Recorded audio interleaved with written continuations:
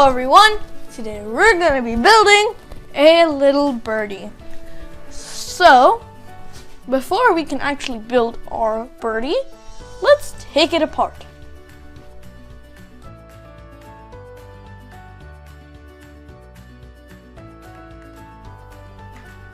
Alright, so now we are done with taking apart our crow, aka bird.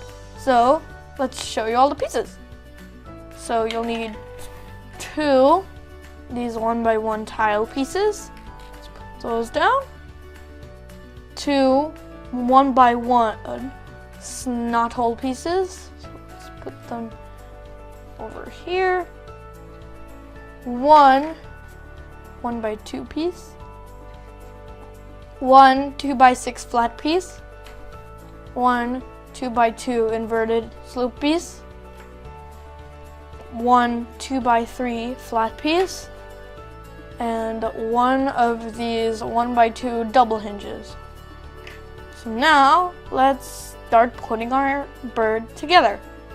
First, before we get anything started, let's put our eyes on so that we don't have to do it later. So you can make sure that the eyes are going in the same direction, at least, so it doesn't look so funny, like that. And now let's get started.